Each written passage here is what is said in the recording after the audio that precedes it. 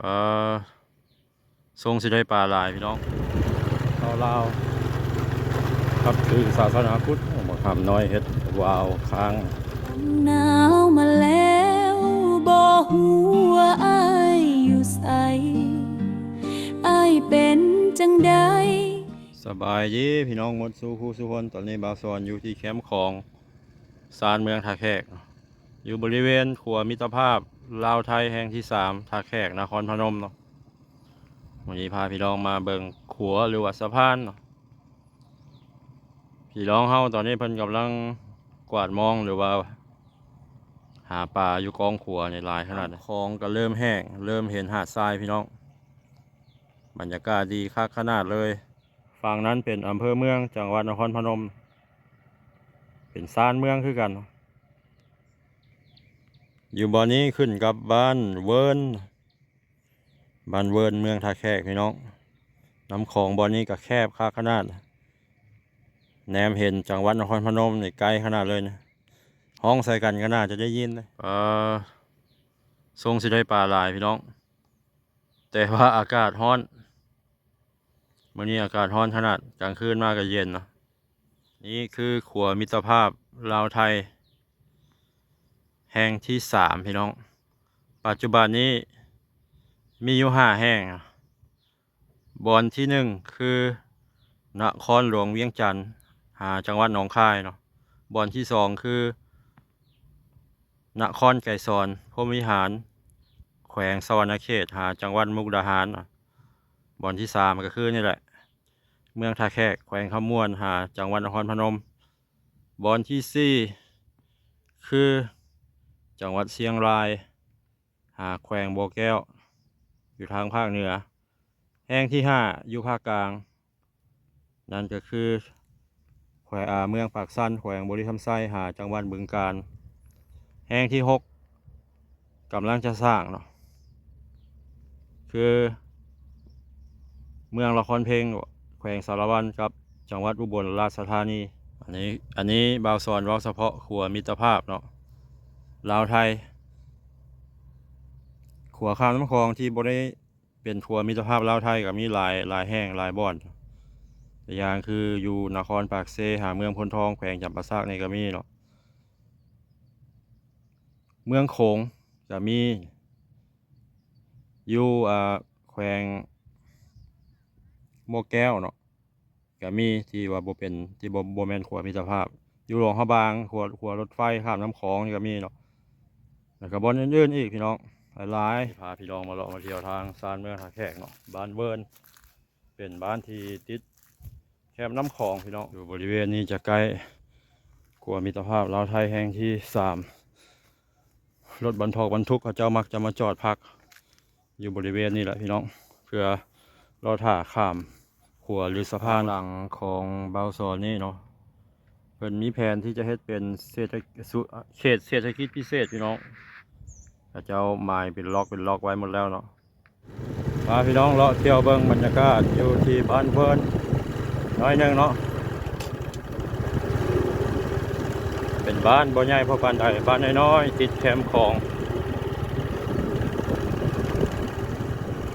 น่าจะประมาณ100หลังคาเรือนเนาะอาชีพหลักของพี่น้องก็คือเฮ็ดนาปลูกข้าวปลูกฝังเลี้ยงสัตว์แล้วก็หาปูหาปลามีหลักไฟฟ้าแห้งสูงสายไฟข้ามไปทางฝั่งทางนครพนมโอ้บรรยากาศดีแล้วพี่น้องเลยร้อนเวิร์นเป็นธรรมชาติอยู่เฮือนซานวานซองก็มีทางเฮือนไม้เฮือนดินเนาะ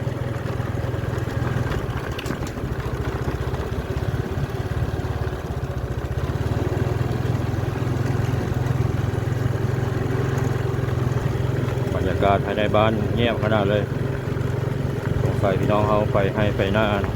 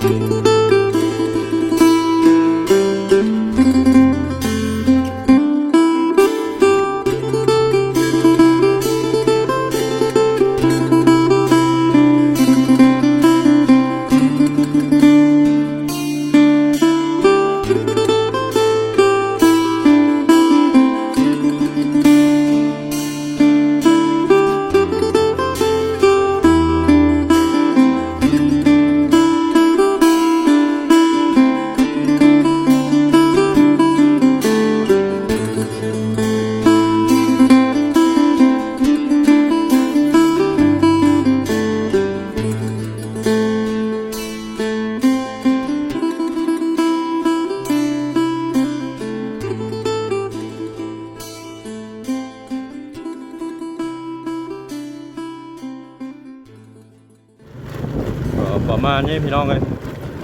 บ้านเวิร์นเมืองท่าแขกห่างจากตัวเมืองท่าแขกประมาณ20 กว่ากิโลเมตรบ่ไกลปานใดไกลกับขวมิตรภาพลาวไทยแห่งที่3นี่คือทางเข้ามาในบ้านเวิร์นปูคอนกรีตเจ้าเฮ็ดเป็นโซนไว้แล้วพี่น้องเคยเบิ่งข่าวแต่ก่อนว่าเพิ่นจะเฮ็ดเป็นเขตเศรษฐกิจพิเศษมีโรงแรม5 ดาวมีศูนย์การค้าเนาะมีสิ่งอำนวยความสะดวกเตรียมไว้เปิดบริการให้แก่นักลงทุนหรือว่านักท่องเที่ยวที่เข้ามาเล่นมาเที่ยวเนาะ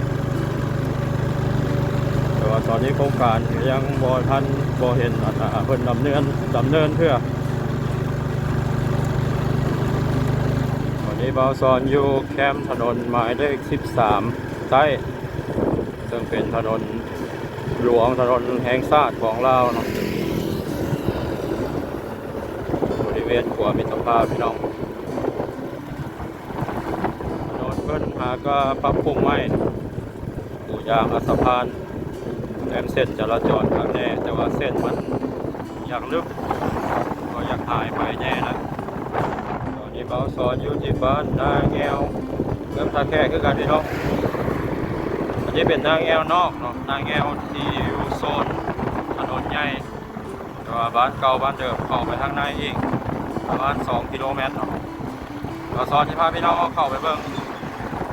ทางบ้านเก่าบ้านเดิมเพิ่นเนาะนี่ก็เป็นถนนหมายเลข13ใต้คือเก่าเนาะเขตบ้านนาแงว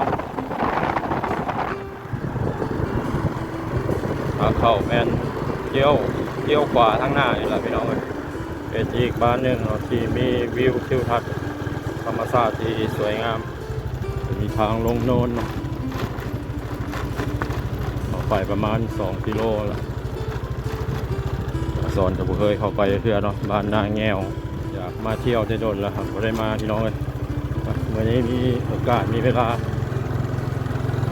พาพี่น้องมาเลาะมาเที่ยวเบิ่งเป็นเรือนซ่านของพี่น้องสาวบ้านนาแงวคนเฮ็ดยังบ่ทันแล้ว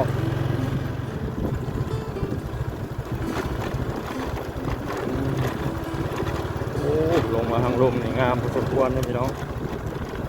มีทงนาก็สิมีวิวภูเขาหินปูนโอ้งามขนาดเลยเนาะเบิ่งอยู่ในแผนที่คือว่าโมงามปานใดมาเห็นจุดจริงเนี่ยงามพี่น้องบ้านนาแงวจะอยู่ทางด้านเทิงของบ้านนาไก่เคียที่อยู่ทางลุ่มแล้วพี่น้องบ้านนาแงวงามขนาดนั้นทางด้านหลังเป็นภูเขาหินปูนบ้านของชนเผ่าลาวครับคือศาสนาพุทธ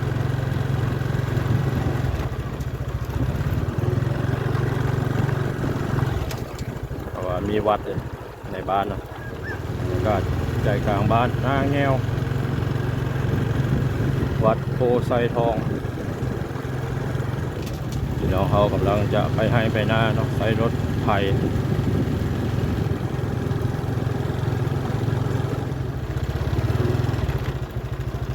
อากาศวันนี้ก็ฮ้อนพักขนาดพี่น้องอากาศอยู่ที่บ้านนาแงวมาทำน้อยเฮ็ดวาวค้างเอาได้ไหมน้อยเอาได้ไหมเอามีได้บ่โมยมันเพลหรอบ่ยังใส่ได้อยู่เอามันได้ด้วยดินวาวงามอยู่พี่น้องเลยบ้านนาแงว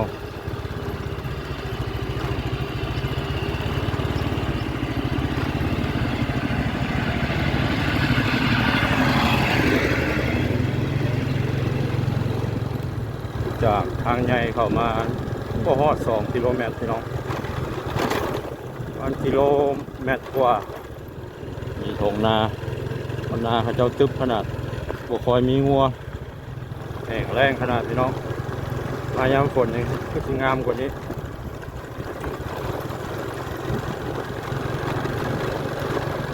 ก็เป็นคลิปภาพบรรยากาศเนาะมาสอนพาพี่น้องเลาะเที่ยวทางซานเมืองท่าแขกทางแงวเนี่ยก็น่าจะห่างจากตัวเมืองท่าแขกประมาณ10 กิโลเมตรกับ30 กิโลเมตรพี่น้องบ่ไกลปานใดเนาะตอนนี้มาสอนผมปิดคลิปนี้ไว้สำหรับก่อนพี่น้องเลยคลิปหน้าพบกันใหม่เด้อขอขอบใจทุกท่านที่เข้ามาติดตามรับชมอย่าลืมกดไลค์กดติดตามหรือว่ากดแชร์ให้กำลังใจบ่าวสอนแน่เนาะตอนนี้สบายดี